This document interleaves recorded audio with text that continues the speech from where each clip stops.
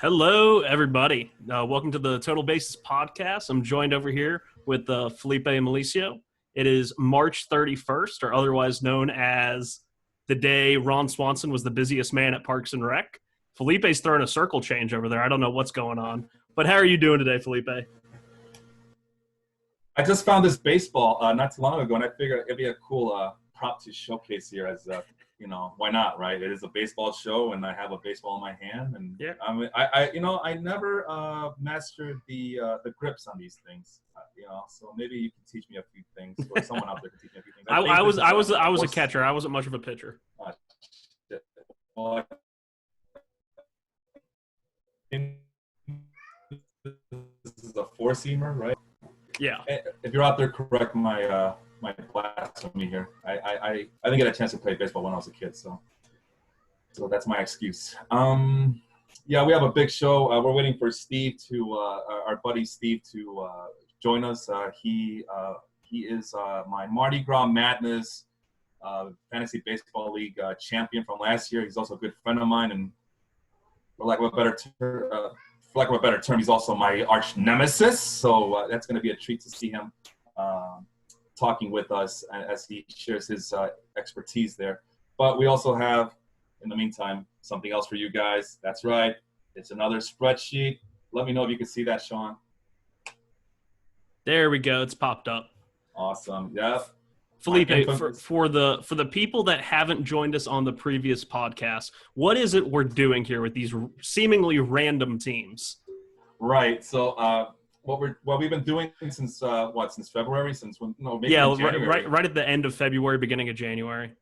So what we're doing is we're trying to this is our way of kind of breaking down all 30 teams in Major League Baseball by having this little activity where we select maybe anywhere between 4 to 6 teams and try to come up with the best lineup we can come up with just on those teams. So today, as you can see, it's going to be the Cubs, the Indians, the Nationals, the Mets, and the Red Sox. And there's always a certain theme to these teams. What's this week's themes, Sean? I have on Facebook Build-A-Bear because we do have the Cubs in today, but I also thought Postseason or Pumpkins because these are a lot of teams that have either recently won championships, recently won their divisions or leagues, and it seems like maybe their windows are closing. A lot of guys, they're a year older. The Cubs starting pitchers, the Mets have already a couple of key injuries. The Red Sox have lost Mookie Betts. Nationals lose Anthony Rendon. So it seems like now is their time to go for it. I know the Nationals just won their World Series, but It seems like they're still in it, but their window might be closing. And I see that Leon Tompkins will be watching because his team, the Nationals, are involved, and he's probably wondering where all the Nationals are. Well, they all went away, right? Anthony Rendon went to the Angels. I feel like Bryce Harper's not with the Phillies. So, yeah, they're all. So the original Nationals core is no longer there, but they doubled down. They brought back Strasburg, and they have a new, team leader offensively in Juan Soto, who hopefully they keep around because he is just a blast to watch. And that's coming from a Mets fan. I mean, he absolutely murders us, but he's really fun to watch, and he's super young and great for the game in general. Yeah, we talked about Juan Soto ad nauseum already on this podcast. We sing his praises.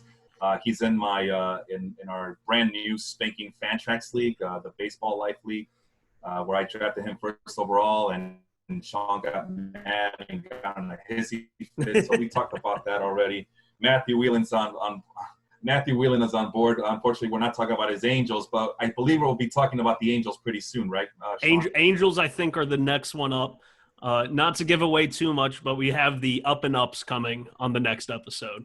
That's going to be kind of your young rising teams. I think the Angels really are one of those rising teams with the addition of Anthony Rendon. Yeah. So they will be coming up in the near future. Yeah, I have a feeling that Mike Trout's going to be on this list as well. So this week around, I decided not to color coordinate by the team colors. I decided to color coordinate only by the players that all three of us have. On our roster, on our team, our imaginary team here. So let's start out with catcher. It's the obvious choice, right? Yeah. I don't see another really option aside from, you might be scared off by Wilson Contreras' slight injury history. But out of the five guys I have, as the starters, Vasquez in Boston, Contreras in Chicago, Roberto Perez in Cleveland, Wilson Ramos for the Mets, and Kurt Suzuki in Washington. And of those five, we all had the consensus Wilson Contreras pick. He just gives you the most out of every category that you're looking at in a 5x5. In points, he's still great. We did see breakouts, though, from Vasquez and Perez. Do you buy any of those breakouts, Felipe? Can you repeat those names one more time? Out of the catchers? Yeah. Do you buy any of the breakouts from Christian Vasquez and Roberto Perez? I like Roberto Perez, but that's not saying much. I like him because he's going to he should be getting the playing time as catcher number one out of Cleveland. I forgot who the backup is, but it shouldn't be anybody worth mentioning. Sandy Leon. Cleveland and Boston switched backup catchers this year. Kevin Plawecki went to Boston, and Sandy Leon went to Cleveland. So that's right. Both guys should have the lion's share, which is a very important aspect of catchers and fantasy. That's why you're such a big fan of Salvador Perez. Right, which I was only able to get him in one draft. After all talking about how, right? I think I got him in the Fantrax League, right? Salvador Perez. Yes, you got him in the Fantrax League. It is a points league over there. That's why I was not going to touch him. No, it's a categories league. Sorry. Oh, categories. My bad. Either way. But yeah, in points leagues, I won't touch him. Categories, I'm slightly more attuned to him. But between the two veterans, Ramos and Suzuki, what are your thoughts there? I like Ramos. Again, I mean, I don't see anybody else threatening that position for the New York Mets. And there's a lot of qualities to Wilson Ramos. I mean, the guy can hit, especially from the catcher. He's a pretty damn decent hitter. I mean, I was able to draft him in a newbie league, which we'll talk about next week as we try to put all our ducks in a pond here. But Wilson Ramos, I've always liked him, even during his time with the Nationals. I know that injuries are always a concern with him, but when he's on. At the very least, he'll give you a high batting average. So far, aside from Wilson Contreras, Roberto Perez, just for the playing time alone, he does have some decent pop. Not something to go home and brag about, but it's decent enough where if you want to play the hot hand with him, you can. And Wilson Ramos is as steady as it comes. He's a top 6 catcher for me this year, so. It's just he doesn't do much of anything else, but at the very least, like I mentioned, the batting average should be stable enough. But yes. Yeah, he batted .288 last year, which was the highest among all qualified catchers. Too easy. The one worry I do have with Ramos, I am a Mets fan unapologetically, and I did not pick him. I'm not the homer here, but he had a really high ground ball percentage. And he's always had pretty big power, or pretty good power, because he is a big guy. But it's hard to hit for power. He only had 14 home runs. He had 3 less home runs than Kurt Suzuki and 220 more at-bats. So that is something to look out for in Wilson Ramos. It might be a lot of empty batting average, but at the same time, at catcher, you're just trying to get whatever you can get. Yeah, exactly. Plus, he'll be like I said, there's nobody in New York that should be challenging him for that job. I mean, unless he gets traded or whatever. But no way. He is a solid number 1 catcher. But Suzuki could be a top tier 2 catcher if you're in a 2 catcher league. I really do like him. He's gotten around 300 plate appearances the last 2 years combined. He's more of a timeshare catcher, but he actually has one of the highest hard hit rates of all catchers in the league. So he is a guy to keep around, especially if you're in a 2-catcher league. Interesting. You point out the ground ball rate, the high ground ball rate for Wilson Ramos. That would explain why he does have indeed a high batting average. As that, as long as you make that, you give yourself a chance to hit for a higher batting average. But it doesn't mean that's always going to be the case. But that helps as opposed to flyouts, where especially when you're one of the into the gaps. He is one of the slowest men in baseball. It was one of the funniest things to watch all year was Wilson Ramos shifted all 3 infielders to the left side, and he would pound it to the shortstop. And sometimes it wasn't hit hard, and so it actually would be a close play if it was a normal runner. And then the shortstop, like Trey Turner, would look and see, oh, that's Wilson Ramos. Let me go do a Sudoku puzzle, and then I'll throw it to first base. Yeah, I mean, you were. I was kibitzing. Is that the word, kibitzing? I was looking you playing the show the other night. Yes. And you just kept pointing it out. Oh, this guy's slow. This guy's slow. He's not gonna. He has exactly 0 speed in MLB of the show. That should tell you all you want. But in the meantime, I mean, he does have other qualities in fantasy, so it's good to exploit. But obviously, number one in the hood is Wilson Contreras here. It's a no-brainer. There's really nothing else to talk about Wilson Contreras here. So let's move on to well, before we move on, Leon Tompkins does have a comment saying about Juan Soto that his numbers would significantly dip without Rendon, but he appreciates the love we're giving to his boy in Washington. He is a big national for sure. And we'll get around more to him when we hit the outfielders here. Absolutely. So on to first base. I feel bad because I'm the Mets fan here, and I did not pick Pete Alonso. Yeah, what's up with that? He's not even my corner infielder. Yeah, so, I mean, otherwise that would be highlighted in a color, but you picked Anthony Rizzo. Well, what's going on there? And Pete Alonso is great. I think he is actually capable of an even higher batting average, but the reason I am not picking him here is because the price it is going to cost you to get him in fantasy baseball right now. You are buying after a premium year from a first baseman who, albeit he'll be one of the best in 3 categories, probably only gives you 3 good categories. I mean, batting average could come up a little bit, and I mean, he doesn't hurt you in batting average right now, but really he's a home run runs RBI guy. And the odds of him hitting 53 home runs again just isn't high. What do you expect in home runs from Pete Alonso next year? I don't know. We don't know how many games we're playing. In a 162 season, all right, we'll go with 162 games, right? I was expecting like maybe 40 home runs, which is still a lot of home runs. But no, I mean, I'm not expecting 50-odd home runs like last year. Well, who knows? I mean, the baseball could be juiced as well. But tempering expectations, 40 would have been a nice round number, which is still a lot of home runs, even with the high price tag. He is going out as the best first baseman in leagues this year. Yes. So it'd be worth adding, even with the high price tag, I would think. But no, I went Anthony Rizzo here. Right. The home runs have come down a little bit, even in the rabbit ball era. But when I look at his numbers from the last 3 years, they are just stupid impressive.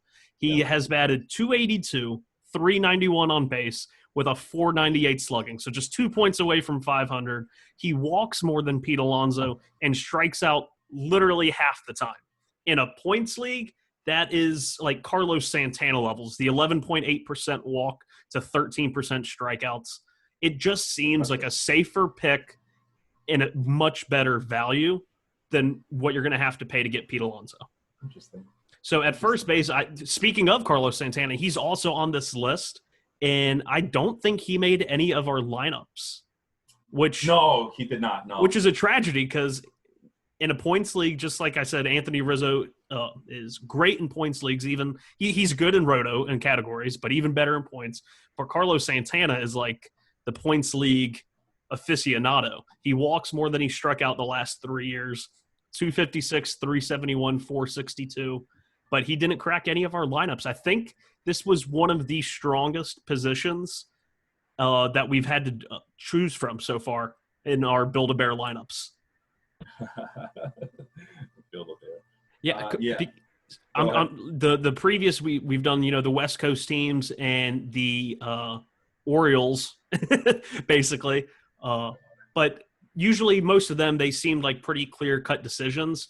But this is just a stacked Anthony Rizzo, Carlos Santana, Pete Alonso. It's a real tough group to pick from here. Yeah. But I don't think there's a wrong answer of any of those 3. Why did you pick Pete Alonso? I mean, it's the obvious choice. I mean, he's the best first baseman coming into this year, as I alluded to earlier. I like Rizzo. I mean, I'm a Cubs fan, as hard as it is to believe sometimes. But, those numbers were nice from Rizzo, but in fantasy, it all boils down to the raw numbers. And if you're telling me there's a first baseman out there who's going to give me 40 home runs this year, I want to chase those 40 home runs. At least that would normally be the conventional wisdom, right? That's usually the case. So I know Rizzo, you mentioned that he's a safe first baseman to have. I'm ready to just announce that Pete Alonso is a safe choice as well. Not in the same way, but in terms of like traditional fantasy baseball, he would be that safe choice, and that's why I honestly thought that was the way to go on this one here. Hey, as a Mets fan, from your lips to God's ears. Okay, going to Rizzo, honestly. Yeah, I was shocked. I thought he had a much lower slugging percentage, but it's a 500 slugging percentage. I mean, he's not hurting you in terms of power and extra bases. So now we go to second base. Yeah. Seemed like a clear-cut favorite here. I see. Oh, Stevens joining us. He's sideways. Steve, fix your camera. Here we go. There we go. Much better. What's going on, guys? How you doing, Steven? How you been, man? How you been? Long time. Good. Long time. I just got in from work. Sorry, I'm a little late here. Oh, you're good. We're only at second base. We stalled at catcher just for you. Oh, perfect. Oh, yeah. Can you see our screen whatsoever? Can you see our screen? Yeah, I mean, I can see you guys, and then let's see. Yeah, I mean, it's a little. All right. Oh, yeah, there. I got it. Okay. Yeah, we lost it quickly. Yeah, we were talking about how we all chose Wilson Contreras at catcher. Steve and I picked Pete Alonso at first base, and Sean was the lone wolf with picking Anthony Rizzo. Any quick comments about any of these selections so far? No. I mean, I don't know. I'm not that high on Rizzo, but I mean, Contreras, I think hands down when you looked at, I mean, all the teams. I mean, he was the obvious fit. Yeah. And I don't know. I just like Pete Alonso was just an absolute monster last year. So, I mean, I don't know. We'll see what happens with him, but. Yeah. Be mindful that Steve's a White Sox fan only. He's the opposite. I mean, he only roots for one team because he can't concentrate. You know. But to be fair, I can talk baseball like I talk trash, but I can have normal. I mean, you know what? A whole nother podcast discussion. We can talk about how I think the Cubs actually did everything perfect in the offseason, but that's just me. Oh, okay. That would be a fun appearance on Dong City, I am sure. We move to second base. We can talk about it here too. We can talk about it here too one day. Dong City's the more out. You don't think they want to talk about how a big market over team there they want to talk not about spending? No, they just want to talk about the Yankees and Astros. Oh, hey, buddy. Jose Altuve's ruining baseball. Oh, man, Derek Jeter's a god. That was yesterday's show. Anyway, let's move on. Second base, Sean and I have Jeff McNeil. Steve, we'll start with you since you're the late bloomer here. You went with Starlin Castro, the former Cub. Aside from being a former Cub, why did you pick Starlin Castro there? No, Starlin, I don't know. There's something I mean, he's in Baltimore now, right? So Washington. Or Washington. I'm sorry, Washington. Whoa. I'm really off. No, I think Baltimore. I don't know where I got that from. Washington. They're really close. Yeah, right. Geographically speaking. I don't know. I like him. I like him there. I think. I mean, Jeff McNeil. I don't know. To me, it was kind of a toss-up. I mean, but again, it was a position when you looked at all 5 or 6. I don't know how many teams. It was 5 teams. That I think for me, Starlin, I mean, Jeff McNeil is going to get you a little bit more batting average, I guess. And I don't know. I like Starlin's opportunity in that lineup. Yeah, Starlin Castro is not a bad pick here. I think a lot of people oversaw what he did last year in Miami. It wasn't a great year by any means, but he played in a terrible ballpark. He seemed to really mature in his time in Miami. And I would like to see what he does coming to a division contending team. He has great career numbers in Washington. So maybe those parlay to a big year. He's only 30. He seems like the oldest 30-year-old in baseball. He's been around forever, it seems like. But as far as the Flying Squirrel, that's still his nickname, right? That's still a nickname that Jeff McNeil Flying Squirrel. Yeah. And, see, I learned something. I didn't know that. Yeah, and I was looking at the second baseman, Jeff McNeil, Cesar Hernandez. McNeil's really slated to play third base this year, but I cheated to get him in at second base. He is second base eligible. But you have McNeil, Cesar Hernandez, Cano, Castro, Kitness, and Peraza. Kitness and Peraza really don't excite me much. Peraza may be more of a bench piece with multi-positional eligibility, batting in front of guys like Xander Bogaerts and JD Martinez, who we'll get to later. But Jeff McNeil, in his season and a half, already has a higher WAR over the last 3 seasons, which he didn't even play 2017, than all of the guys I just mentioned. Wow. He's a stud. is so weird because when he came up, he really didn't hit for much power. Baseball America, if you read the scouting report from them, they say has no power. And now in 196 games, he has 26 home runs and a slugging percentage over 500. So players can change, Wow. and he's one of those guys. He swings at the first pitch just about every time. He's going to give you batting average on base if you're in a on-base league. Doesn't strike out much, so he's great in points. Hitting towards the top of the lineup, I think he's a great pick here. All right, let's move on to shortstop, where the unanimous choice is Francisco Lindor. This is pretty obvious. We all picked Lindor here. Probably one of the more exciting players out there. Do we really need to talk about Francisco Lindor? I mean, we all know who he is. Right? I'd put Lindor here, and he deserves to be here. It's weird how he has as much power as he does for seemingly being a small guy. But Xander Bogaerts, I think, could make an argument here. I have him as my middle infielder. Or no, I have Trey Turner as my middle infielder. Oops. Yeah. But Xander Bogaerts, I think, could be, like, looking at the numbers, slightly higher batting average, better on base, pretty close in slugging. He doesn't give you the home runs or the steals, but in a points league where those kind of level off in terms of needing, I like Xander Bogaerts here, but Lindor is the obvious pick. Yeah. Steve, you want to add anything to that? No, I mean Lindor. I mean, and actually, because Lindor, he didn't even play the full season last year, correct? I mean, and the numbers he put up, man. I mean, to me, yeah, he was just showing. Bogaerts, I do like. I tried to fit him in later, but I don't know, I couldn't. But it's not for a lack of trying. Yeah, it was funny because over at CBS, they were all worried last year when Lindor had the calf strain to start the year. He still played 143 games, hit 32 home runs, and stole 22 bases. Yep. And that was after a calf strain. It's like 22 steals is great in fantasy. But for all the worries that we've had Lindor going into last year, he still performed admirably. Special talent. Speaking of special talent, since it looked like it was a split between Jose Ramirez and there was a unanimous choice for Rafael Devers, even though Sean and I didn't pick him as our third baseman. But let's talk about Devers first. He's a young, 22, 23-year-old left-handed power hitter for Boston. You just talked about Bogaerts. Let's talk about Devers. We'll start with Steve this time around. Steve, you have him as your starting third baseman. Why did you pick the Veers over Jose Ramirez in this one? Well, I mean, honestly, Jose Ramirez just frustrates the hell out of me. You don't know to that. you really don't know what you're getting. I mean, even when he last season, right? I mean, he put up some good numbers, but there was that period of time where he stunk it up, and it was like, you just don't know what you're getting from him. And Devers kills. Oh man, Devers. I had him in our league, Felipe, a year ago, and then I had him. I dropped him, picked him back up, and then I don't know who got him, but I'm sitting here watching him turn into everything that I thought he would. So, Ramirez just drives me nuts. As far as a fantasy team, I'm sticking with Devers at this point.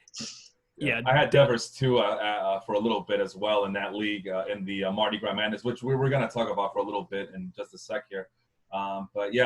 It's very frustrating. I think part of it is, high expectations as a young ball player. Also, left-handed hitters is something I always talk about with Sean is be wary of them because they do get easily neutralized. But now with the new rules, maybe it won't be as easy to neutralize them. But still, that's something to keep in the back of mind that you put a left-handed pitcher out there. These young lefties don't stand a – young left-handed hitters do not stand a chance against seasoned left-handed pitchers. The Oliver Perez's of the world. God. I cannot believe he's still I keep pitching. sneaking him into all of these podcasts, and I am here for it. But if you really want to see something interesting, and I do not fault Steve for putting Devers at starting third base, if you check out his Baseball Savant page, it is just all sorts of red. 94th percentile exit velocity, 91st in hard hit percentage. He's on his way up. He's only 23. He's in that core of really young players that are just going to be really exciting to watch. Oh, yeah. Yeah. And then we talked about Jose Ramirez ad nauseum before. Everybody knows who Jose Ramirez is at this point, so we can good power speed combo. I picked up my second round pick in the newbie league just because he was available, and I mean, pretty much because he's a guy at third base who can steal bases. Yeah, it's a weird thing that happened to Ramirez because at the end of 18 he slumped, and then the first 3 months of 19 he slumped, but the cap ends of that, beginning of 18 and end of 19, he was all-star level hitter. So he's I don't want to say enigmatic, but he's enigmatic. As Steve said, he frustrates the hell out of you. I've had him 2 years in a row. 1 year I was singing his praises, and the second year I wanted to pull my hair out. Oh, so that means he's due for a good season. Yeah, obviously. All right. Let's go with outfield. Let's tackle the ones where we all have a unanimous, we have unanimous selections. We have two of them in here with Juan Soto and JD Martinez. I mean, do we really need to talk about Juan Soto? I mean, we've talked about him so many times. Well, I mean, you promised Leon we would talk about him some more. So go ahead. He's Sean. really good. Yeah. Can I just leave it at that? His plate discipline numbers are just like, for someone who's 20 and 21 years old, he doesn't swing at pitches outside the strike zone. It's like Joey Votto level-esque. Yeah.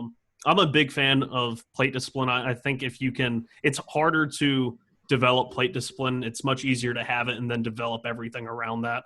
And he has it, and he's just going to get better. I'm not sure if he's another 35 home run guy, but he doesn't need to hit 35 home runs to be successful. He doesn't. And then, Steve, let's switching gears here really quick. You also picked JD Martinez, like all of us did. Well, what attracted you to JD Martinez at the outfield position here? Oh, JD actually was on my team the last couple of years. Unfortunately, I have room for him this year. But no, he's getting you everything. I mean, he's not stealing bases, but I mean, the guy's hitting well over 300. He's collecting hits, especially in a points league. I mean, he just accumulates stats, and I love guys that that qualify for a position and are DHs because, for the most part, he's a DH and he gets that rest. I know they throw him out there every now and then. He always has back spasms. It's usually his thing.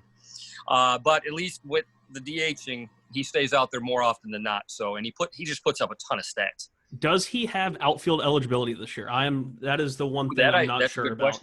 I know he played a few games in right field, but everything he said about JD Martinez rings true. He has the highest slugging of all the I put together the top 10 outfielders, and he has the highest slugging percentage by 80 points. He has a 619 slugging over the last 3 years. And I double-checked. He does qualify at right field this year. Okay. Because I kind of group him in that Yordan Alvarez. He's going to give you all of the hitting categories except stolen bases, but you have to worry about if he's only utility eligible, then he's obviously worth to put in a util spot, but at the same time, you do want some positional versatility. Yeah. Right. Not to go backwards, but Juan Soto, the World Series, watching him in the World Series, for 20 years old, like you said, that plate discipline and how he's going up against that Houston rotation, and I was blown away. I mean, I was impressed. I don't get a chance to watch the guy that much, but I was like, wow, this dude's legit. Oh yeah, he looked like a 10-year veteran out there, and that's really all you can ask for from these young hitters. Is actually that's more than you can ask for from these young hitters is to have that approach and have that demeanor out at the plate. Let's go with Chris Bryant, just so I can go in some order. Steve and we both have Chris Bryant. We talked about position versatility. Chris Bryant does qualify at a couple of outfield positions and at third base still. I know Sean is very wary of him because of the StatCast numbers not being there. But he's still a guy we should have faith in because he's been productive before. He could be productive like the way we think he could be again. Sean, do you see any bounce back at all for him? I know you don't have him on your team, but I really wanted to fit him in at corner infield. It came down to him or Devers. And I really do believe in Chris Bryant's stuff. He looked great in spring training. Moving him to the leadoff spot might actually be kind of one of those, it gets him thinking in a slightly different way. Maybe he doesn't strike out as much. Maybe he puts the ball in play a little bit more. Maybe he doesn't swing up just consistently. I mean, he probably will, but we can hope, right? And but I'm just wary of those numbers. We've seen it. They've dropped every single year. The performance is still there, but sooner or later, you can't run from the metrics. I mean, it happens. His looks like an aging curve, and he shouldn't have an aging curve like that when he's 27, 28 years old. That's the big worry for me. Steve, you obviously picked Chris Bryant on your team here. Any concerns whatsoever? Like any similar concerns that Sean has? Do you have them in you for Chris Bryant? Oh, absolutely. As a matter of fact, when we first put this list together, I didn't know if we were doing specific outfield positions. I had left him out. I had put Mercado there as a center fielder, but then I switched him back in. You know, he's one of those guys, like you said. It's kind of strange because he like Sean said, he just seems to be a little bit too young to be going on the trajectory that he is. And then you're moving him to that leadoff spot. Like, I mean, I'm not saying that he still brings a lot to the table. I just don't see that ceiling being very high. It could crater his RBI potential. I think that is a big problem of going to the leadoff spot. It might save his plate approach, which is already pretty good. But that's been his big thing is, you know, being able to put together 90 RBIs and runs every year. And if he's a leadoff hitter, he might not reach even 80 RBIs. But I know I said before even Steve came on, I'm not a homer, but I have 2 homer picks here, that I am unapologetically here for Brandon Nimmo, and I will defend him to the death. I will die on this hill. And then Michael Conforto, we've seen the flashes of potential, both in like month-long stretches, playoff series, and he's going to be only 1 or 2 years away from free agency. So I think it's really time for him to kick it in and start to earn, like, you know, say, hey, sign me long-term. There's been talks about him staying with the Mets long-term. So he might try and show out this year and get that extension. But yeah, I'm here for Brandon Nimmo. Everyone can come attack me for the Brandon Nimmo pick here. But out of my top 10, I added JD Martinez, so that's 11. Out of the 11, he has the second highest on base, higher than Chris Bryant and JD Martinez, second only to Juan Soto. And if he's in the leadoff hole, in front of guys like Jeff McNeil and Pete Alonso, he's going to be a runs leader in all of baseball, not just the National League, but all of baseball. I mean, his plate discipline, like I said, I'm a big fan of plate discipline. So he's an easy sell for me. And he gives you a little bit of everything: stolen bases, runs, RBIs, a little bit of power too. So he seems to be a guy though, like almost like, I don't know. And again, I'm going back to my home. What's his name? Moncada. Like, he seemed to walk a lot. He almost walks too much to a fault, and that almost kind of seems to be. I mean, I don't know. I mean, you would have better perspective on it than me, but that kind of seems to be where he's at. I mean, his batting average suffers, but the guy walks. I mean, he walks at a good clip. He gets on base, but I'm wondering if he's almost being a little too selective. And we've had these discussions before about him and Kavon Biggio too, are kind of in that same group where they have such great plate discipline that it maybe is slightly detrimental. But we've also seen him over time that he has gotten more aggressive. So maybe he steps another few feet further too. Gotcha. Yeah, Conforto, I would have took him over Chris Bryant, but I just feel like he's so hot and cold. It was a close call though. Yeah, those two, I could have put Chris Bryant in front of Brandon Nimmo, but like I said, I'm here to die on that hill, and I'll gladly do it. All right. Corner infield, we already talked about Devers. We did talk about Anthony Rizzo for a little bit, but Steve, you have him at corner infield. Care to elaborate a little bit on that? Actually, you got 2 Cubs. Might as well talk about both the corner infield and the middle infielder. I was going to say players. I got 3 Cubs players, and then we go into the rotation, man. I'm really stacking them up. No, I mean, after selecting the guys that I did, Rizzo's there. Rizzo, you know, interesting enough, I was hoping that the Cubs would move him. I thought he might be moved. You know, Yankees sure could use a left-handed bat at first base, but and that'd be interesting to see what it did to his stats. But no, you know what you're getting from him, and I just feel like solid year in, year out. I mean, it's Anthony Rizzo. I mean, I don't really got nothing more to say about it. I mean, he's going to put the numbers up that he's going to put up. And what about Baez? Oh, now Baez is actually, even though he's a Cub, is one of my more favorite players. But there's a guy that, man, every time I think that he's really not gonna gonna do much more. He just seems like, okay, his plate discipline isn't so great. Then he kind of improves on that. Then every time I think that he's not going to evolve, he's not going to adapt, and he just does even more. And he's just an exciting player. But that doesn't really bode well in fantasy. But exactly. Yeah. No, he just always seems to the guy for a guy who seems to be a free swinger. He puts up a decent average. He's going to get your home runs. He's going to get your RBIs. Yeah, I have no problem with Javi Baez. Felipe, did you have the issues I did at middle infielder picking between Trey Turner and Xander Bogaerts? No, I love Baez, but Trey Turner is the obvious choice here. He's more consistent. He's a little bit more disciplined at the plate, from what I remember. Stolen bases alone puts his value way up there. Not that Baez is a bad pick. He's he's like a top 6 or 7 pick for me at shortstop. But I had to go with Trey Turner on this one. But interesting that Kerry mentioned all the things about Javier Baez that he mentioned, because it's like he's reading my mind. That's exactly it with him. Most exciting player in all of baseball in my book.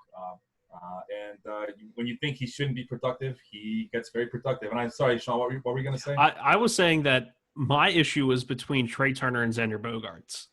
Interesting. That was Trey Turner definitely in a categories or a roto league, but Xander Bogaerts really felt like a pick that I could make over Trey Turner, just because in the points league, he has 100 more steals than Bogaerts, which is huge, but the counting stats that kind of benefit you a little bit in a points league, plus the better plate discipline, he walks more and strikes out slightly less. But there are two things that Trey Turner does really well too. But I leaned towards Trey Turner, especially if it's a categories league, because those stolen bases you're not going to get anywhere else in baseball, really. Henry says to get off the Nemo hill already. God damn it! No, I'm going to die here. Come take me off of it. The last player that we haven't mentioned yet is Franmil Reyes, which he's on my team. I'm a huge fan of Franmil Reyes. Big power. Yeah, I am too. I wish I could have fit him on here. Yeah, and it's so funny because in all my mock drafts, I always ended up with Franmil Reyes, and I don't think I got him in any of my leagues, unfortunately. So that sucked.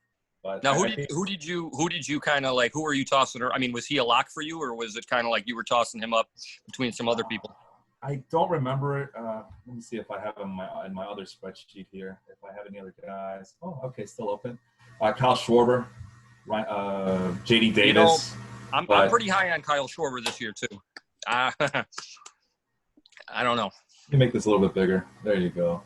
And these are all based on StatCast numbers from last year. I don't know how I got. Let's see. I got this sorted by hard hit rate. Okay. So Franmil Reyes, Kyle Schwarber, J.D. Davis, Mitch Moreland. No, that's a bet. Carlos Santana. We mentioned Carlos Santana before you got here, Steve. Xander Bogaerts would have been a good pick, but I love Franmil Reyes' power potential. That's what I want. That's what I think about at my utility spot, is someone who could just hit. Is good for 30 to 35 home runs, which I believe in Reyes that he could supply that power. And with Reyes, we've seen him both in the minors and parts of his time in San Diego. He's going to be a huge power guy, but he's not going to be a batting average liability. He has pretty good, barrel awareness to the fact that he can get it on the ball. He's not going to strike out an enormous amount. So I think that plays even more towards Franmil Reyes. He could be very much like JD Martinez is now, which would be lovely to see, because if you get Franmil Reyes now and he turns into JD Martinez, that's really good value. Yeah, big bonus. Really quick, just to because he mentioned them earlier, Oscar Mercado, you would have gotten the second fastest player on this list, Steve. I'll tell you, he came in huge for me at the end of last season, got him off the waiver wire, and everybody comes up big for you. He's just not. He doesn't seem. I don't know. I couldn't. I like him, but reading up on him and stuff, I think he's due for a little bit of regression. I don't know. I don't know if I buy into him completely as a 5-tool guy. Yeah, I think if you are looking for stolen bases in a 5 outfielder league, he's definitely a guy to grab.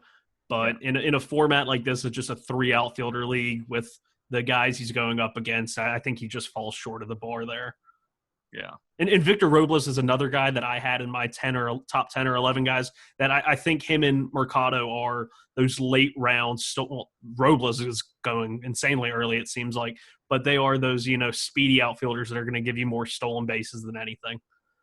What do you guys take on Robles? I mean, when he was coming up, I thought, okay, this guy's gonna be some, but I don't know. I don't know if I buy into his I don't buy the bat. me neither. That's The kind of what I was defense and getting at. speed are great, but the bat, I'm just not sure is going to translate.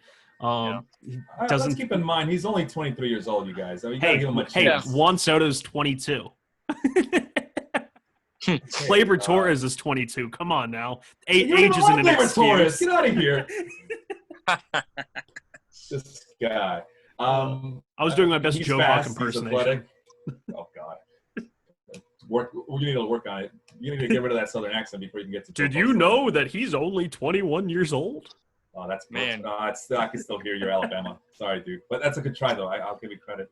No, I mean he's fast. He's athletic. I think I don't know what his overall numbers are going to look like, but if he gets 15 home runs, and that's all he does is just hit 15 home runs and steal 25 bases, you should be happy with that. I think people he's a prospect, so every prospect gets hyped up, fairly or unfairly. But if you just treat him for the player that he is, a speedy center fielder, you should be satisfied with the player that you get out of him. And at 23 years old, I mean, if anything, now's the time to buy low on the guy. I feel like I would take Ian Happ over Victor Robles. Oh God, why would you do that to yourself?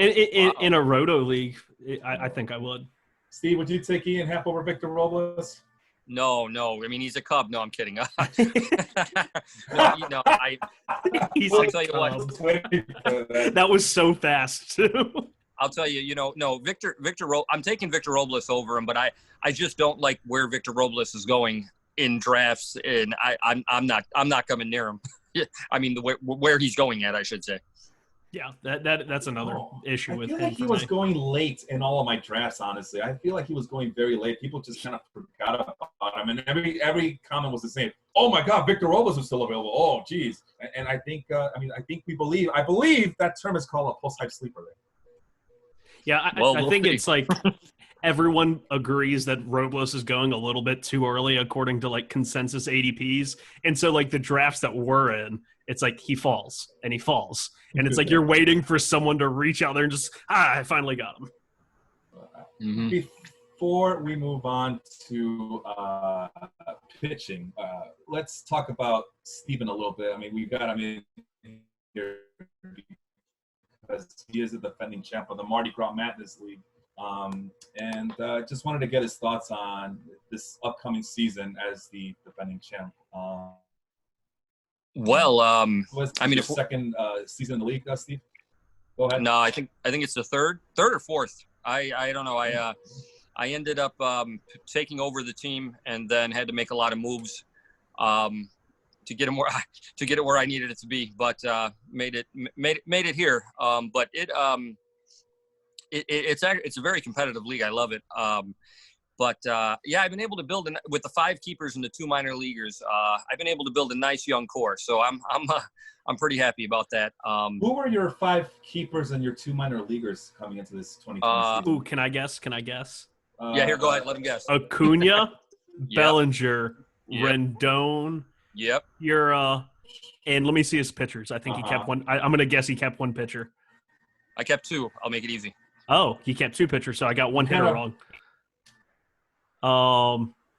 Castillo and Flaherty, and then he didn't keep Hero. Right on the money, yeah. Right on the money. You didn't keep Hero. You drafted Hero. No, I drafted him, and okay.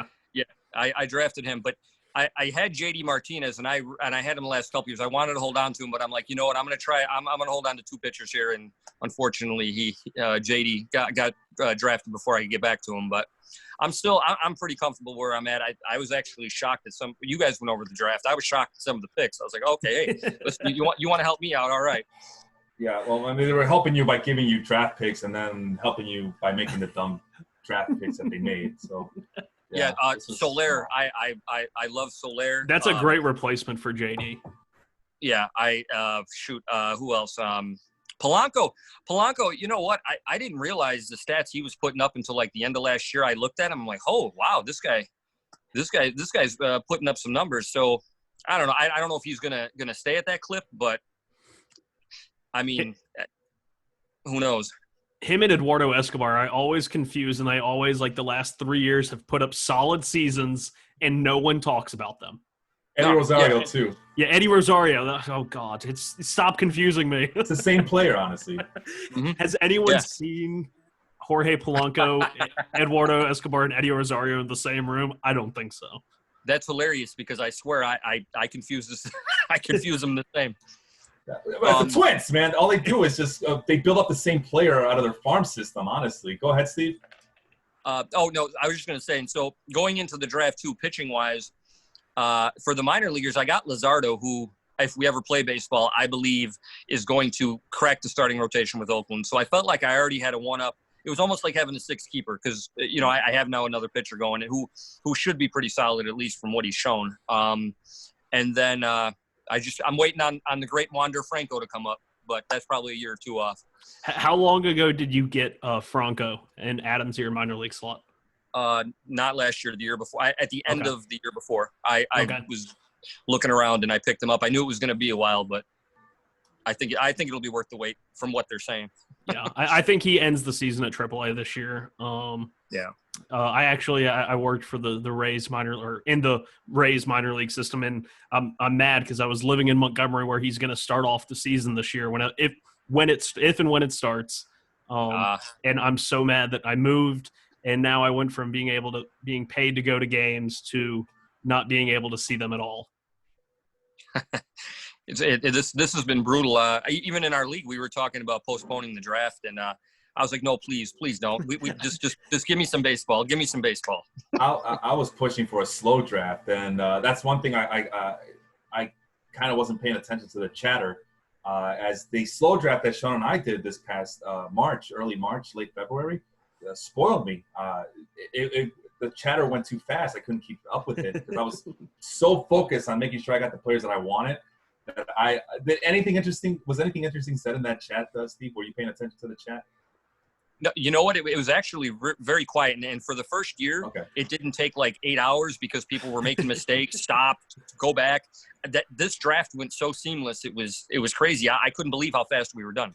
Well, I was this close to stopping the draft. Like, I didn't want Michael Conforto or Hunter Dozier, I was going to say, but I'm like, you know what? This draft sucks. I don't know what I'm doing. But hey, I was shocked.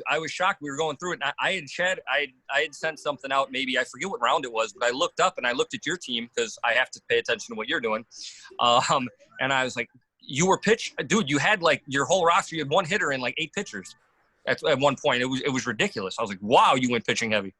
Yeah, I'm traumatized from last year because all my pitchers disappeared last year, and all my closers got arrested or injured or lost their jobs. And, that's right. Which, you know, thanks for bringing that up because I was going to ask you to segue into your team again. Are you not concerned about the lack of pitching that you got? You're only going with 7 pitchers. I'm assuming you're going to be picking up pitchers throughout the year, but that's really low for our league. Are you not concerned about that?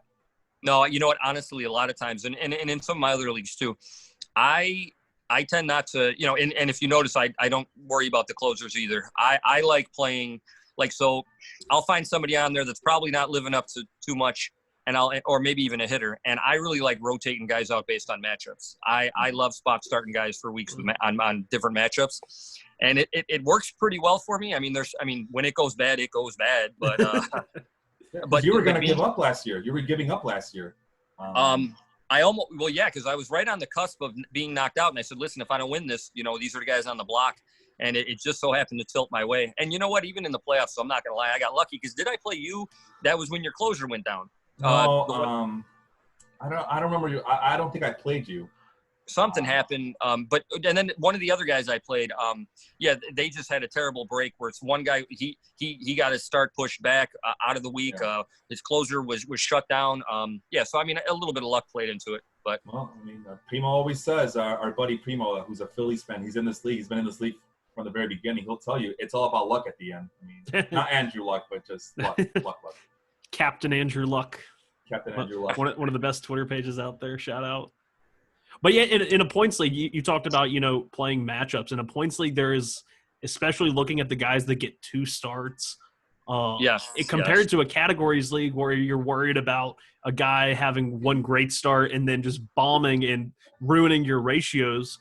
It's in a points league, there's no real downside, and so you hunt out those guys that have 2 starts in a week or are playing the Marlins, Orioles, or Tigers, and then just kind of stream those guys as you go. That's a great strategy. I'm not sure how I would feel very queasy about not having one relief pitcher. But it is a points league, so I mean you're just going for the most amount of points available. Yeah. But I had Ozuna at the beginning of this year or last year, and he went nuts for a couple of weeks, and then all of a sudden I went like 3 or 4 weeks with nothing. I said, man, I'm done. I traded him.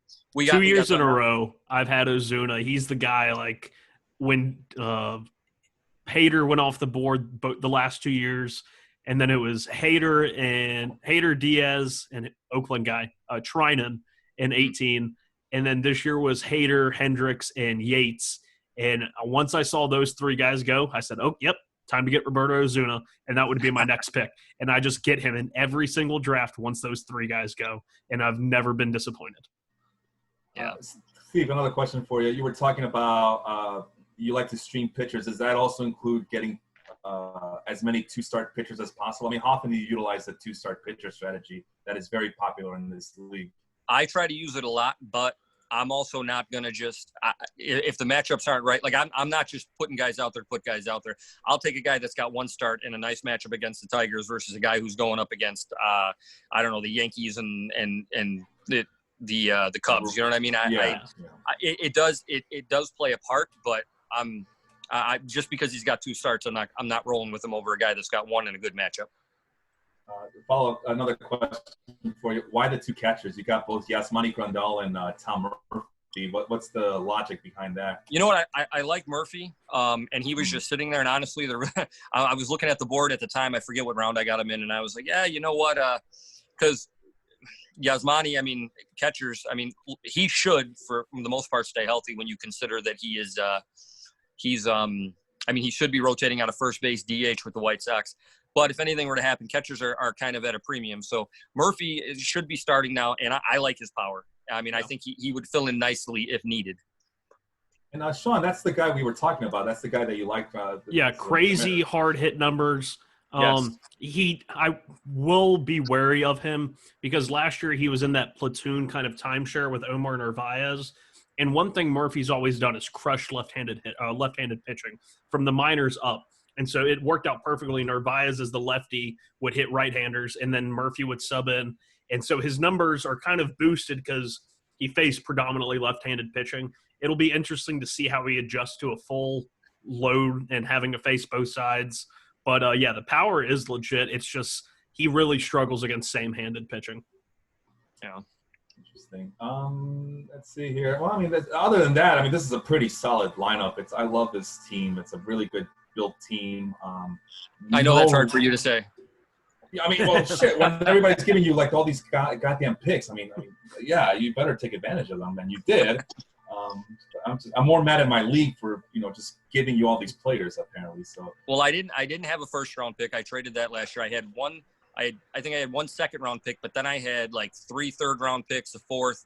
And honestly, I didn't expect to get some of what I got. I was just shocked at the way the draft went overall. I mean, there were some that were going. I was like, wow. Like, I mean, to each their own. But like Mike's team balls out. He had all them 1st-round picks, and I was like, oh my. Like this is what we're doing. he took a lot of chances. I mean, Matt Bush on that. I was talking to him the whole night, and we were like, just what is he doing? Why is he? This is what he got all these 1st-round, 2nd-round picks, and this is how he's spending them. Anyway. The only other I was going to mention the only weakness is the lack of pitching depth, but like you said, you have a plan in place to take care of that. So happy that we were able to talk about your team. Let's go back to our original scheduled program and talk about these obscure lineups with the pitching. That's where we left off on your team. That's where we'll start on this one. Up to Jacob deGrom, Cy Young Award winner. He's the consensus number 1 pitcher here. Back. Yeah. That's Sean's favorite guy right there. It's Jacob deGrom. I mean, is there any – Sean, let me ask you this. Is there something we don't know about Jacob deGrom that you can tell us about him right now? That's fantasy relevant? Other At this than, point, I'll take I mean, anything at this point. he's a really good hitter. I mean, for a pitcher, he's a pretty good hitter. But in terms of fantasy, it's like he's just the last 2 years, it seems he's just morphed into like the Terminator, which is kind of the nickname. He has the Degrominator. There's shirts and everything made. It's like he goes out onto the mound. It kind of reminds me of how Scherzer was for a couple of years and still is. He gets on the mound and just like turns into like this robot pitching machine that is just out there to strike you out, get you out, and that's it. And there's no metrics that really show that, hey, he's due for some regression, maybe a little bit, but even like in the rabbit ball, his home run to fly ball percentage was still, slightly below league average. But when you miss bats and induce weak contact like he does, you would expect that to be the same as well. But he's a consensus. I pick him. I haven't picked him in a draft yet, but if I had the seventh or eighth pick and he was there, I would pick him. I mean, there's not much to say. No, I have him he's on my so team, good. And, yeah, he's one of those few pitchers where like he takes the ball. I mean, you think. I mean, okay, the other teams they're scoring 1 or 2 runs. That's about it. I mean, it's just a lock. I mean, there's nothing more to say. It's like if you come to a Sunday and you have a couple of players that are facing DeGrom on the mound, and you need like 3 home runs from the guys. You're shit. Like, I'm not going to get those 3 home runs. I'm going to lose the matchup. Mm-hmm. It's like one of those guys you don't want to see your fantasy players going up against on a Sunday when everything's on the line and you're trying to win it. Moving on to the second pitcher, you both have Max Scherzer. I do not, for the simple fact that he's getting older. Those injuries are starting to pile up on him. I just it's one of those times where it's like he was this up, now it's the downswing of things. And I went with Shane Bieber in this spot. I was going to say, who's Sean? Sean Bieber? Sean Bieber. That's Justin's brother, I think. So, yeah, you two have Max Scherzer. I got Shane Bieber. And, Sean, you and I have Shane Bieber. Yes. So I explained why I don't have Max Scherzer. Steve, why don't you have Shane Bieber on your team like all the rest of us? So I actually, ironically, I had him on the championship team last year. The thing about, you know what, he's I was reading up on him a little bit, and he gives up a lot of hard contacts from home runs. So I mean, I'm not sold. Like I don't know. Like I'm still waiting for I don't know what I'm waiting for, but maybe about another solid year put under his belt, where I can then put him in the category above the guys I picked. But I mean, he's definitely right there. But I'm just not totally sold. I don't know. I think there's going to be a little bit of regression. I don't know if he's going to be that ace. And I agree with some of what Steve has said. And you look at Shane Bieber's Baseball Savant page, and it doesn't blow you away. It's actually pretty lackluster and makes you scared to draft him. But when you kind of look at his more traditional numbers and compare it to what he's done already in the majors to what he's done in the minors, he doesn't walk guys. He lives in and around the strike zone.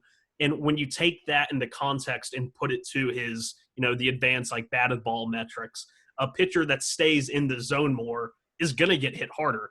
But he still misses bats. He had the best strikeout to walk ratio, I think, of any of the guys that I had as the top 10 pitchers. He had a 1.72 walks per 9, which was the most by, I think, 0.3 or something crazy. There is worry that he's going to live in the zone too much and get hit hard. But I still think he has enough weapons. He's a great pitch sequencer, has a great curve, great changeup, that he does enough to keep hitters just kind of guessing at what he's going to throw. And he eats innings. He's in his second full year, and he's already throwing like 2 or 3 complete games. Terry Francona lets him runs out there for 7-8 innings at a time. It's great in points leagues. I mean, in a year and a half, he's already thrown 329 innings, which is a lot.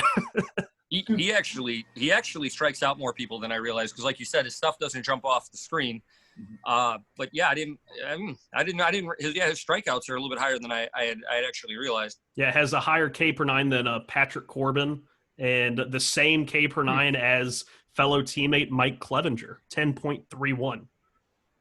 Yeah, Yeah, he was my number 11th pitcher.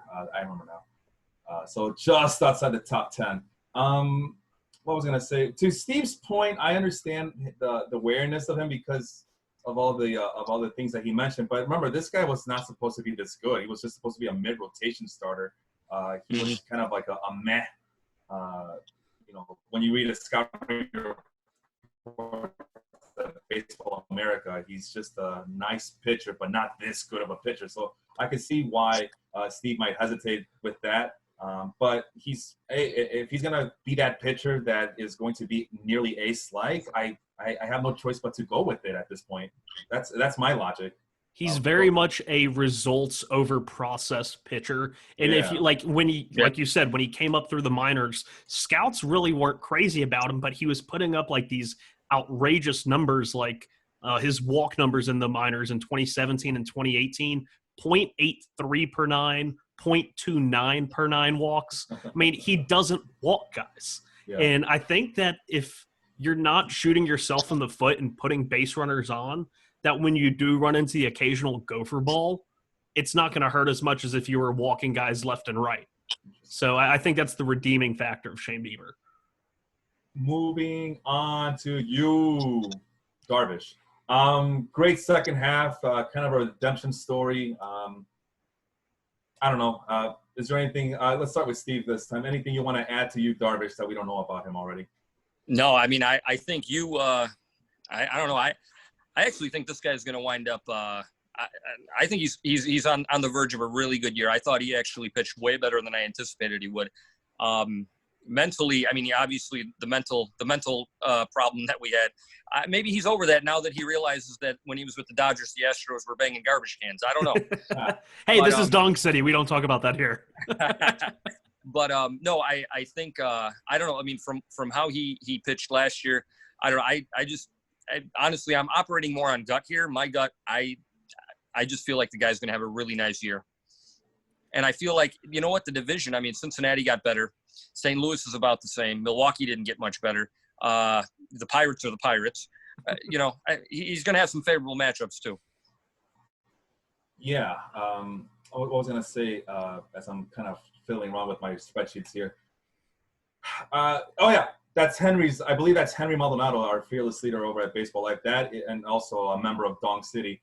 But I believe that is his NL Cy Young Award winner for 2020. If we ever do get a season kicked off, that he predicted that would be his go-to for Cy Young. I don't know if he's changed his mind already or not, but I remember him saying that, and for all the reasons you just mentioned. Sean, anything else you want to add to you, Darvish, before we move on? That was like the most Jekyll and Hyde season I've ever seen a pitcher have. Yeah. It like the first 2 months, you would look at his outings, and it was like 6 walks, 7 walks. And I'm just like, you Darvish has never had issues like this. I mean, he was always slightly higher in terms of walks, but that was just because he had so much movement on a lot of his pitches. He was always pitching to strike guys out. Yeah. And then in the second half, it's like the first 2 months, walks per 9 of 6.9 and 5.2. And then in July and August, walks per 9 of 0.5 and 0.29. Like part of it seems like, things balance peaks and valleys. And I want to say I believe it. Obviously, I have him in my top 5, but I don't think he's exactly what we saw in the second half. But he's also not what we saw in the first half either. He's way better than he was in the first half, yeah. Yeah, that's why I have him ranked at number 20. I don't know if you guys saw the other spreadsheet that I had open, but I had him at number 20. I'll tell you, though. I'll be the first to tell you, I've always been a Joe Madden hater. You got Ross coaching now, so maybe he manages that pitching staff a little bit better too. Yeah, he's a catcher. He knows pitchers. Yeah, I mean, right? It makes sense, right? Oh yeah. No, I mean you're right. I mean, if anybody should know, it'd be David Ross. But again, he also comes in with 0 years of experience as any coach. I mean, the last few years he was Dancing with the Stars and the whole. Was he really on Dancing with the Stars? Yeah. Oh gosh, and he went pretty far because these Cub fans kept voting for him. Well, it's the same reason why Emmitt Smith has won it, even though he has no rhythm. It's these Cowboy fans; they're loyal to a fault. The Cubs are ruining Dancing with the Stars. Heard it here first. Hashtag that. I like how we're arguing over somebody having rhythm. Yeah. Well, Darvish had plenty of that last year in the second half. That is for sure. And you know who had rhythm the entire year though last year? Steven Strasburg, and that's one where Steven and I have him on our lineup. I know I had him on my team. I think both of my teams last year. Not Sean. He will continue to ride that I hate Steven Strasburg coach wagon. And Why do you hate him so much? I have absolutely no reason to hate him. His numbers are good. It's just one of those. I feel like at any point his arm is going to fall off. Like I know he's already had the Tommy John, and he's actually his velocity has already come down over the last few years that no one's really talked about. The contract that Washington gave him was absurd. I know they did it. I think they were thinking more with their hearts than their heads. But with the World Series, I mean, granted, we haven't started a season yet. I would have been worried about a World Series hangover, all the innings that he pitched. But if it's a shortened season, that might not, influence as much. But it's just I honestly, I'd like Patrick Corbin over Steven Strasburg. Ooh. Oh, wow. Okay, so you go from one guy who's not relying on his fastball anymore to another guy who's not relying on his fastball anymore. But Patrick Corbin didn't do it because he's throwing more breaking pitches, though. Corbin is throwing more breaking pitches. His slider, he threw like 47% of the time. But when you let's not worry about his arm, right? Sure. But you should be throwing your best pitch. In Strasburg, it's just, I don't know. He should be. He's like Chris Bryant. He should be on there. I just don't trust him. Steve, why do you trust him then? I mean, I've always felt that, he came back off the injury, and then you watched him, and again, he's another guy that I feel like he's, I don't know, like he's younger than he is because he was hurt off and on. But watching him, in the World Series and everything, I mean. Again, I got a little bit better look at him and things like that, and I understand the injury concerns. But to me, when you just look at a whole of who we had to choose from, he definitely is in the top 5 for me. And I've been a big fan of this since I can remember. By the way, he's 31 years old. Like Steve mentioned, it feels like it's an old 31, but yeah, he's going to turn 32 during the summer. And that contract was ridiculous. I mean, the Nationals basically paid him a ton of money when he wasn't worth it, and now that he finally is kind of coming to worth it, now they overpay him. I mean, that contract is nuts. Can you imagine having a 39-year-old Steven Strasburg on your team? I don't want to know. I mean, granted, I could see him be like turning into Justin Verlander, and at 37, he's throwing harder than he's ever thrown before. I wouldn't doubt that, but at the same time, just like knowing his history. Is like I don't want to see what a 38-year-old Steven Strasburg looks like, especially at $25 million a year. Yeah, but that's the landscape of baseball, though. I mean, this is something Matt Bush and I talk about, and this is something that Sean and I talked about. I mean, Jacob deGrom is like 31 years old. Justin Verlander is top 3. This is before the injury, by the way, but still, before the injury, he was a top 3 starting pitcher. He's older than dirt. Walker Buehler, people don't trust Walker Buehler because he's too young, and we don't know when his arm is going to fall off. Strasburg's top 7. Scherzer is still top 8, and people love Max. You guys love Max Scherzer more than I do, and you have him on your list, and he's older Max Scherzer's a robot. Charlie Morton is 37 years old. Scherzer is a bulldog. I mean, listen, not last year.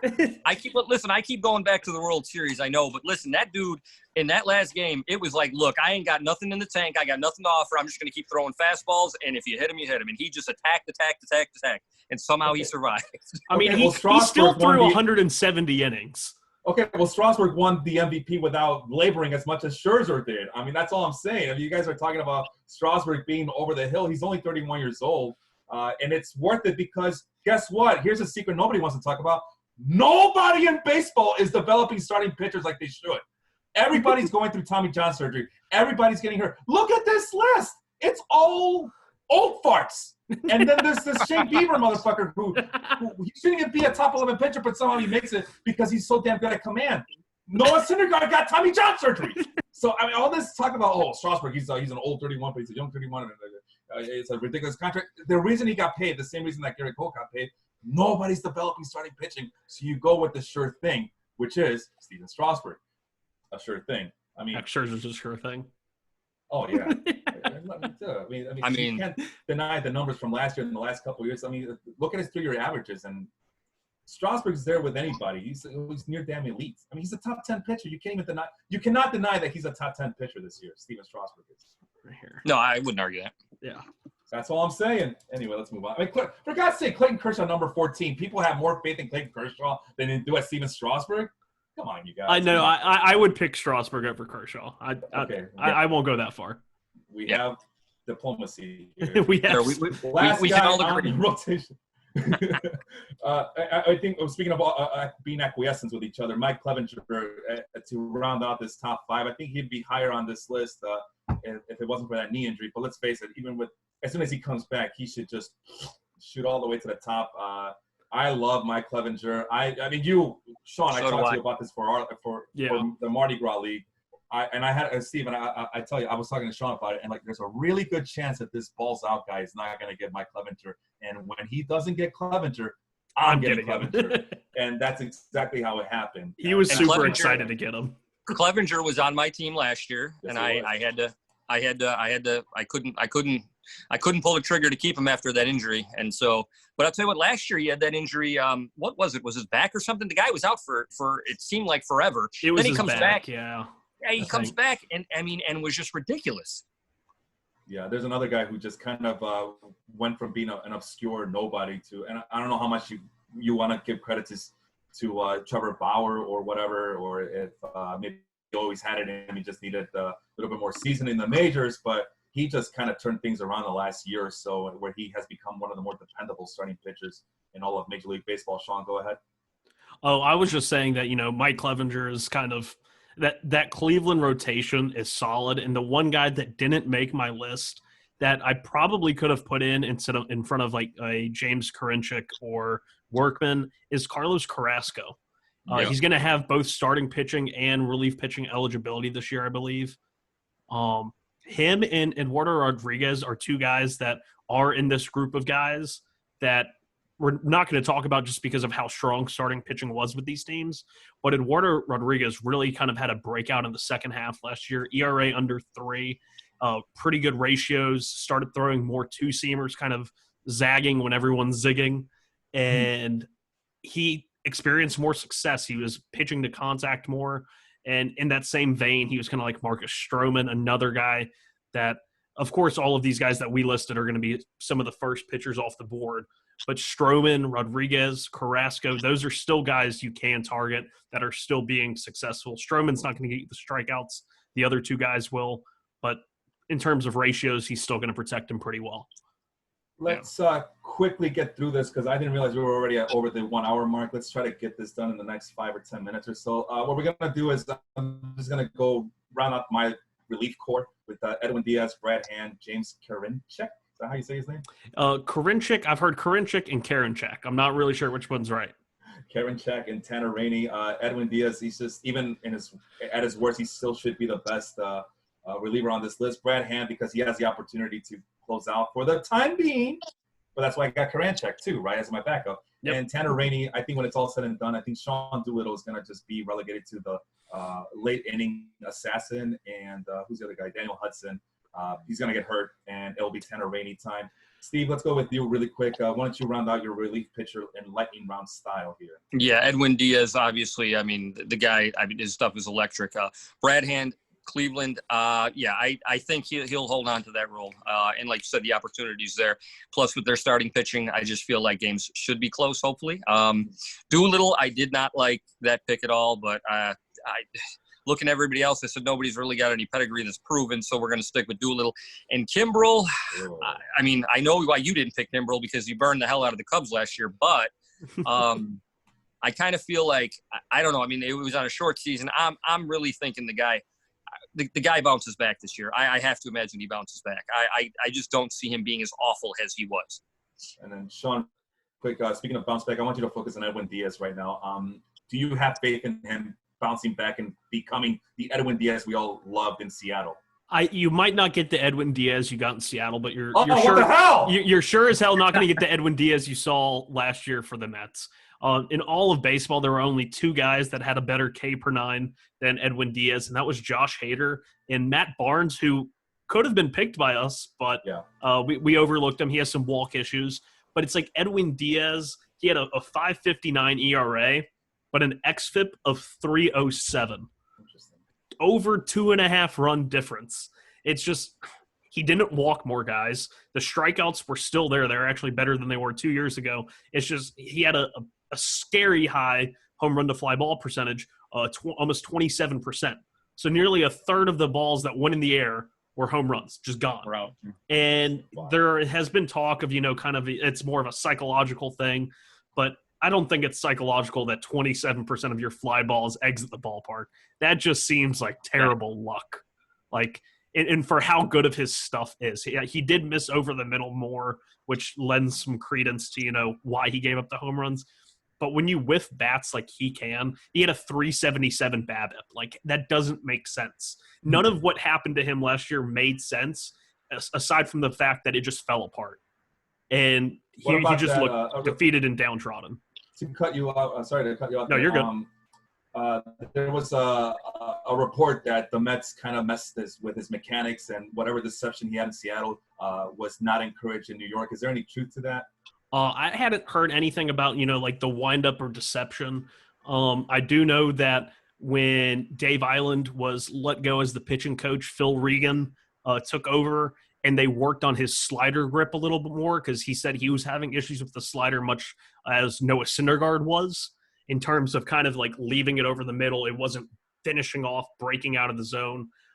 They switched the slider grip over to what DeGrom has had the last few years, and he did get more swings and misses.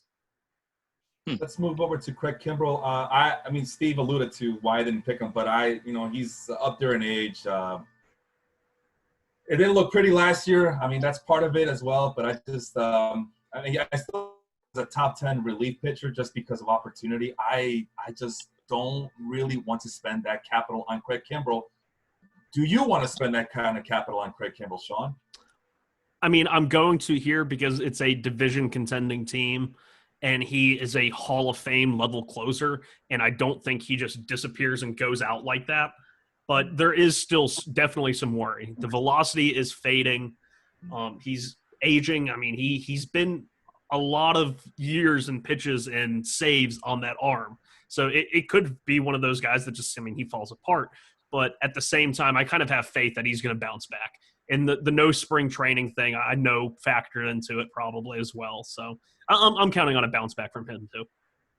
You and I both have James Karinchak, 24-year-old, just fastball blazing. I honestly think he's next in line to be the closer in Cleveland. Is that the same way you see it, Sean? Him or Emmanuel Clase. I think Clase might get the more save chances while Karinchak might get more of the fireman role, which would be a fantasy shame because this is a guy who, if you added all of his stops, I think he played 3 levels in the minors and the majors last year, and he had like a 56% strikeout rate.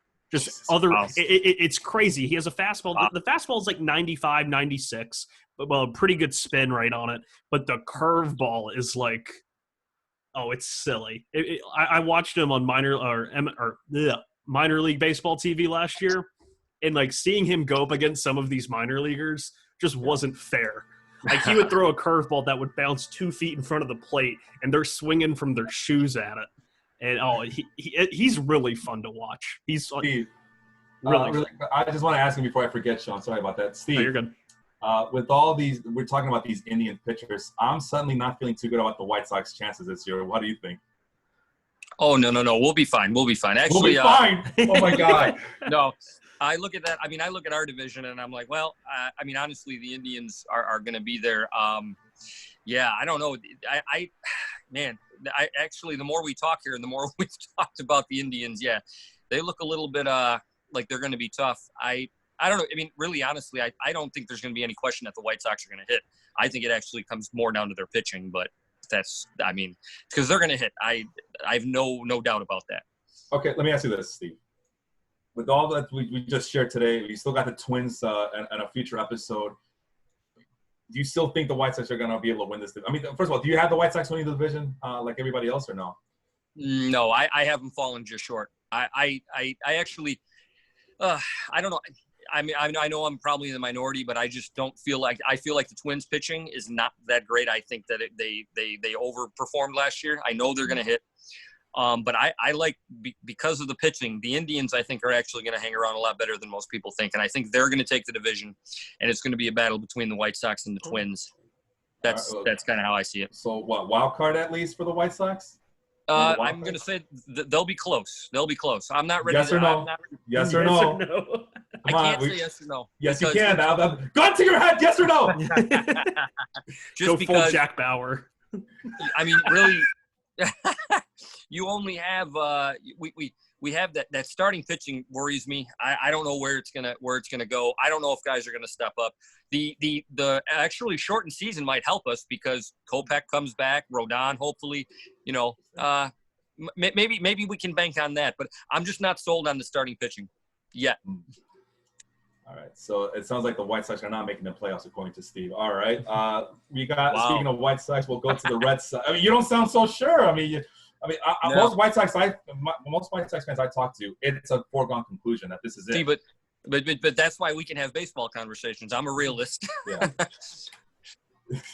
A lot of. I mean, trust me. There's been a lot of Sox and Cubs fans. The stuff that I've been hearing from them, and I get in these debates, and I'm just like, what do you guys? Are you guys even watching the same thing I'm watching? I mean, we don't even know if the White Sox prospects are going to do what we expect them to do. Thank you. I mean, thank you. We don't even know this. I mean, yeah, it looks great on paper, but we just don't know.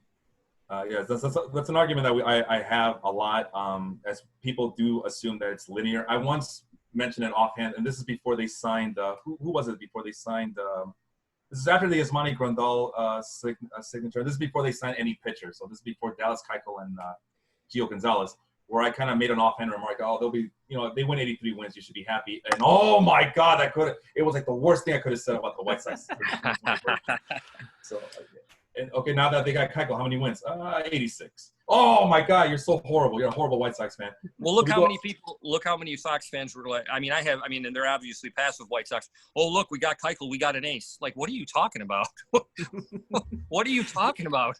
There were Mets fans last year that were saying that the Mets needed to sign Dallas Keuchel, and that Dallas Keuchel was better than both Noah Syndergaard and Zach Wheeler. So I understand completely. Like where the single fan or the single team fan groups come from. You hear some outlandish stuff. They said, oh, Dallas Keuchel has a Cy Young. What do Syndergaard and Wheeler have? And I was just like, oh, I don't have the energy to fight this. No.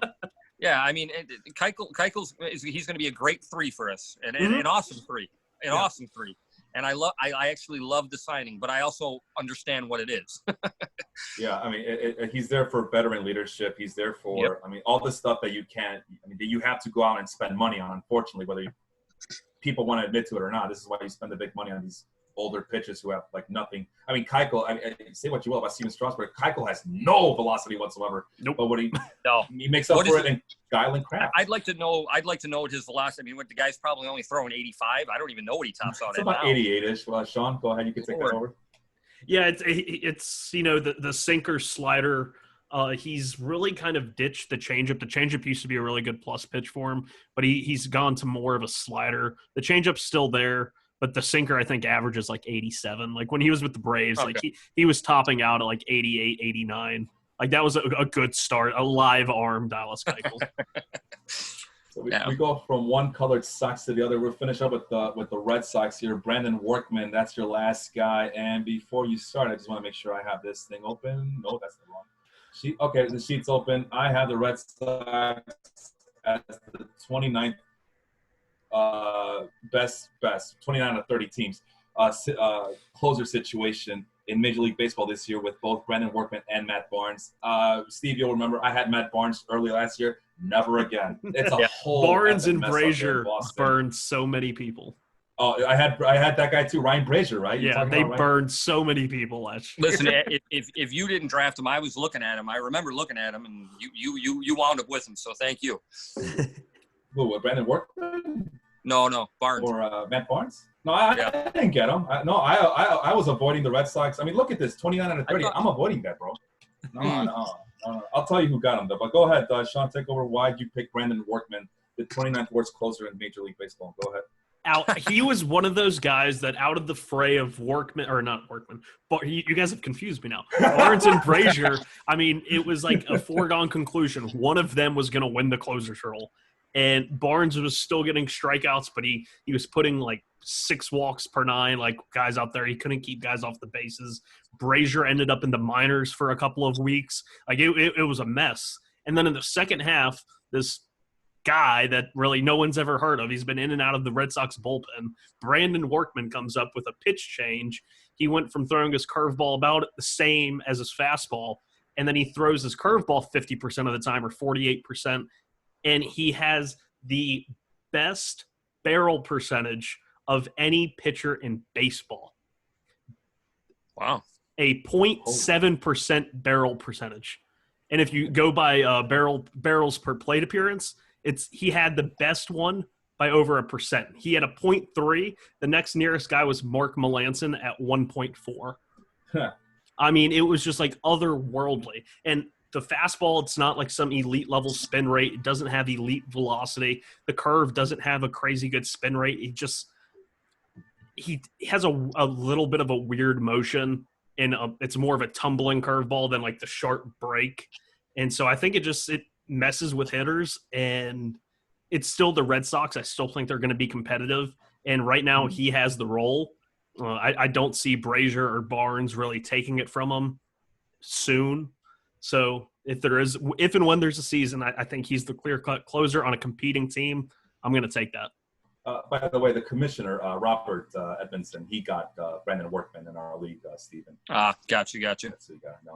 But for this, he might not believe in him, but I still, as long as Matt Barnes is working, I don't trust it. I don't like this bullpen at all for the Red Sox. I don't like it. There's nothing to like. The rotation is garbage now, especially with Chris Sale, with Tommy John. Did he ever get the surgery, Chris Sale? I don't know. I think he has. Because his name? The Tommy John guy, didn't he just suspend his he stopped doing surgeries for right now, right? Oh, James Andrews? Yeah. Oh, I did not know that. Oh, yeah, wow. he I guess he shut it down due to all the stuff going on with the virus going around. Because I know Beatty in San Francisco had his in Texas. Syndergaard had his in Florida. I want to say Sale had his. I'm not 100% sure. All right. Well, it don't matter at this point. He's going to have it. For the year. Yeah, he's going to have it one way or another. He hasn't already. But, yeah, unlike you, I don't like the Red Sox at all this year. I think they should be able to hit. Pitching is going to be – it's going to be a lot of, like, 8 to 7 games, I predict. So, yeah. So that's why I avoided the Red Sox. He had it yesterday, by the way. Sorry to interrupt, but he had it yesterday in L.A. Oh, my God. Oh, wow. Oh, my God. Well, good luck to him. The road to recovery. And that's our obscure lineup for these 5 teams. That was a very interesting. I thought it was going to be pretty cut and dry because it's, we got a lot of players, similar players, but we went in hard. We went in depth on this one. Before I let you go, Steve, first of all, thank you for coming on to talk about your team. Thanks. And then doing this exercise with us. Any last words from you about the upcoming season, Steve? No, I just need baseball. I just need baseball. That's all I need to say. I just need baseball. Yeah, you and me both. I'm dying. Oh, man. Yeah, we got to get together, and when all this shit blows over, we got to get together and get to catch some games, at the very least at a bar somewhere. I would want to, just watch all the baseball games I can get in one sitting, and I want to go to a place where they have like 20 fucking TVs, and I want to watch all the games one after another. So thank you, Steve, definitely. for showing up. You can Yep. leave whenever you want. Sean, any last words from you? I'm looking forward to our last 3 groups. We've already have them picked out. It's going to get real tough because we're going to get these great teams that have great players, and it's going to make some hard choices for sure. Yeah, it's only going to get harder from here as we got other teams. Sorry, he's finally gone. Oh my God, I fixed it. I removed him. I'm sorry, Steve. I enjoyed it. Forgot I'm not hosting tonight. Thank you for hosting. I really appreciate it. I think this is a good exercise for you as I count down the days to paternity leave. 2 more months, bro. 2 more months, and baby Felipe / Rosalind Moore is going to be born. Hey, we're gonna need some guest appearances on the podcast from you with the baby. We have to make sure that you're not playing hooky on us. We need proof of life that you have an excuse. I mean, shoot, everybody else brings their kids in. Like it's like a basketball conference over. Like after they do the presser and like Derrick Rose right yeah, the baby just on the lap. Yeah, daddy, for sure. Yeah, so she'll make her appearance soon enough. So, but yeah, thanks, Sean, for coming on as always, and we'll see everybody next week.